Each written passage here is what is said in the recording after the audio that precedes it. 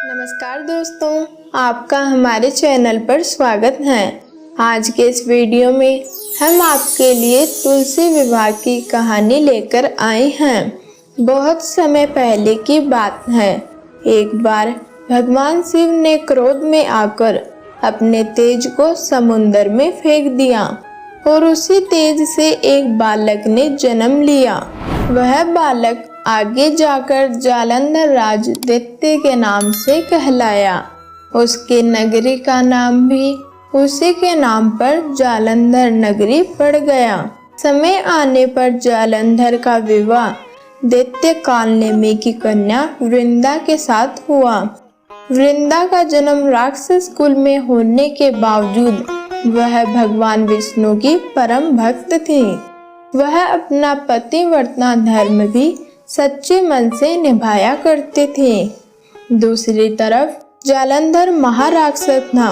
वह माँ लक्ष्मी को पाने की इच्छा से भयंकर युद्ध भी करता है और जैसे ही वह माँ लक्ष्मी के पास जाता है तो माँ लक्ष्मी उसे अपने भाई के रूप में स्वीकार कर लेती हैं। फिर जालंधर माँ पार्वती को पाने की इच्छा से कैलाश पर्वत पर जाता है और अपनी शक्तियों से भगवान शिव का रूप धारण कर लेता है। लेकिन माँ पार्वती भयरूपी जालंधर को पहचान जाती हैं और उसी समय वहां से अंतर ध्यान होकर भगवान विष्णु के पास चली जाती हैं। माँ पार्वती जालंधर के द्वारा किए गए छल को भगवान विष्णु को बताती हैं। तब भगवान विष्णु कहते हैं, हे देवी, जालंधर की पत्नी वृंदा अत्यंत ही पतिव्रता स्त्री है और वृंदा के इस पतिव्रता धर्म के कारण ही जालंधर की शक्तियाँ बढ़ती ही जा रही हैं।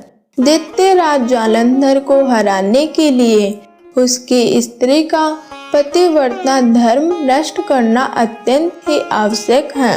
तब भगवान विष्णु वृंदा के पतिव्रता धर्म को नष्ट करने के उद्देश्य से एक ऋषि का रूप धारण करते हैं और ऋषि उसी वन में जा पहुंचते हैं जहां वृंदा निवास कर रही थी। वृंदा उस समय वन में अकेली ही भ्रमण कर रही थी।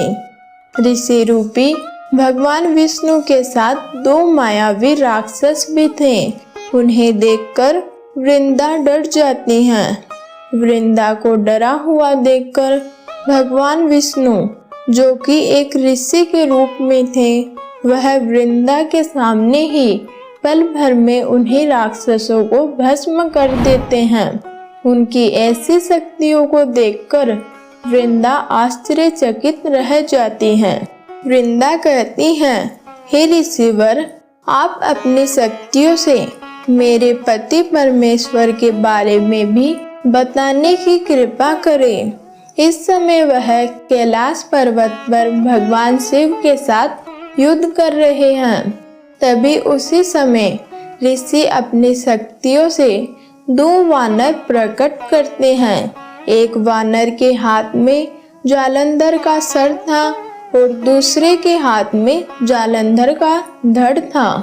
अपने पति की ऐसी दशा देखकर वृंदा मूर्छित होकर गिर पड़ी। थोड़ी देर बाद जब उसे होश आया तब वह कहने लगते हैं, हे ऋषिवर, आप अपनी शक्तियों से मेरे पति का सर धड़ से जोड़ दीजिए। ऋषि उसी समय वैसा ही करते हैं और जालंधर को वापस जिंदा कर देते हैं, लेकिन स्वयं भी उसके शरीर में प्रवेश कर गए। वृंदा को उस समय भगवान विष्णु के उस छल का बिल्कुल भी पता नहीं चलता और जालंधर के साथ उसकी पत्नी वृंदा पतिव्रता व्यवहार करने लगती हैं और उसी समय उसका पतिव्रता धर्म टूट जाता है। फिर जालंधर युद्ध में हार गया। जब इस घटना का वृंदा को पता चला तब उसे बहुत क्रोध आया और उसने भगवान विष्णु को शालिग्राम पत्थर बनने का श्राप दे दिया। अपने भक्त के श्राप को भगवान विष्णु ने खुशी खुशी स्वीकार कर लिया और पत्थर बन गए।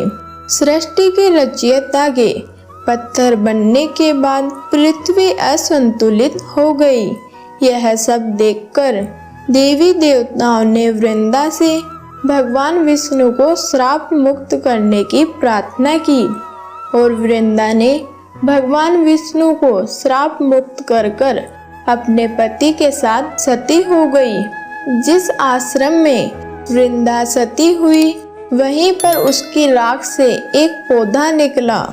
भगवान विष्णु ने कहा, हे वृंदा, तुम अपने सतीत्व के कारण मुझे लक्ष्मी से भी अधिक प्रिय हो गई हो। तुम हमेशा तुलसी के रूप में पूजी जाओगी और हमेशा मेरे साथ रहोगी। जो मनुष्य मेरे शालिग्राम रूप के साथ तुम्हारा विवाह करेगा उस घर में हमेशा सुख समृद्धि और वृद्धि का निवास होगा। जहाँ तुम्हारा निवास होगा वहाँ पर यम के दूत भी असमय नहीं जाएंगे।